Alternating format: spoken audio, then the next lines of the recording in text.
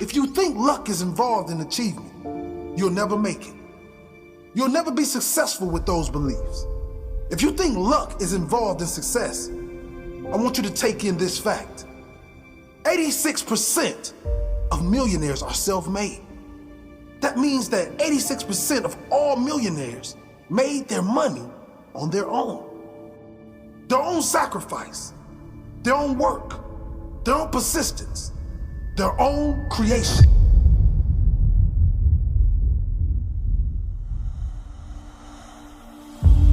They were not given handouts by mom and dad. They were not born into wealth.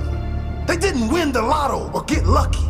Most of them came from poor families and fought their way to success. They refused to accept their family's limitations as their own, so they set new standards for their life. You see, luck has nothing to do with success, and luck has nothing to do with achievement. You create your own luck by the work you put in. Talent has nothing to do with success. As Stephen King said, talent is cheaper than table salt. What separates the talented individual from the successful one is a lot of hard work. Genes have nothing to do with it either.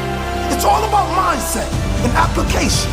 In other words, what do you believe is possible? And what are you prepared to do to make your dreams your reality? What are you prepared to do? Are you willing to suffer for your dream? Are you willing to sacrifice for your dream? If you don't believe it's possible, you won't even attempt it. And then you'll claim it is impossible.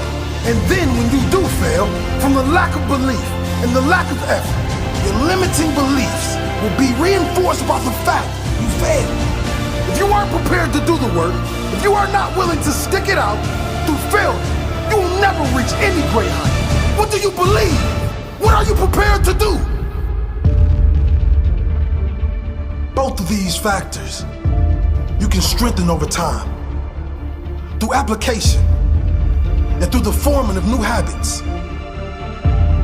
If you consistently apply yourself, you will notice better results. And when you get better results, you will strengthen your belief in what is possible for you.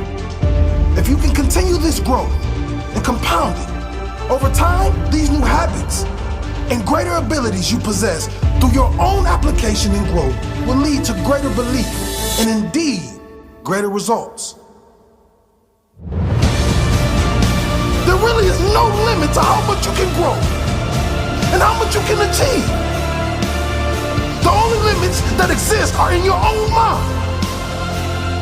So develop that mind, build that mentality, work on yourself by taking action. What are you prepared to do? Are you willing to suffer for your dreams? Are you willing to sacrifice for your dream?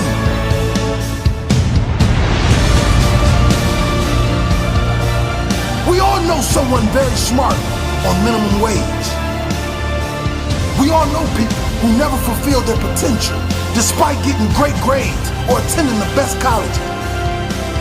And we all know of many people who failed in school but created amazing lives of success, achievement, wealth, and happiness. What's the secret then? It's hunger. It's hunger. Those who are willing to find a way to win, no matter what, find a way to learn, find the best path, find a way to add more value. Those who will never quit until they reach the top of their mountain. How hungry are you for success? I'm starved. How hungry are you?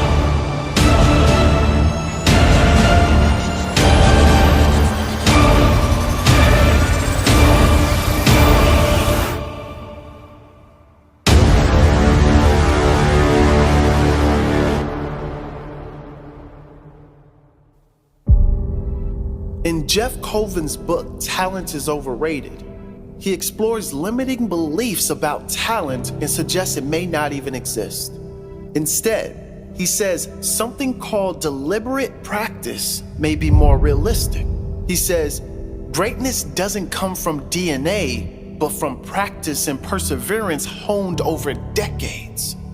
Deliberate practice isn't mindless repetition. It's hard, it hurts, and the more you do it, the closer you move to greatness.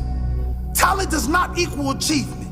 You can have all the talent in the world, but if your mind isn't right, you'll never be great. If you're a talented guy who refuses to put in the work, it's only a matter of time before someone hungrier eats you alive. You could be born into wealth and still screw everything up with your mindset. You could be born into lack and struggle and hardship, but refuse to accept that is your reality. You don't decide where you start in life, but you absolutely define where you end up in life. Your limits come from you, not from your genes, not from your achievement, not from your luck. Get your mind strong, and you will be strong. Feed your mind with success, and put in the work, and you will be successful. According to Forbes, 67% of the world's billionaires are self-made. Here's a list of some of those billionaires who grew up with a little, but through hard work, achieved a lot. Oprah Winfrey, Howard Schultz, Ralph Lauren, Larry Ellison, John Paul DeJoria, J.K. Rowling, who was on welfare before she wrote Harry Potter, Moed Altrad, who was born in the desert in Syria, banned from school, and went on to make $2.6 billion from scaffolding. Tom Brady, now recognized by many as the greatest NFL quarterback of all time. But Tom Brady was an average college quarterback. His combined statistics prior to the 2000 draft were at best average, and that's being very generous. He was drafted unenthusiastically as the 199th pick in the 6th round by the New England Patriots. Scout Joe Bucksbaum's report on Tom Brady prior to the 2000 draft: poor build, very skinny and narrow, ended the 99 season weighing 195 pounds and still looks like a rail at 211. Looks a little frail and lacks great physical stature and strength.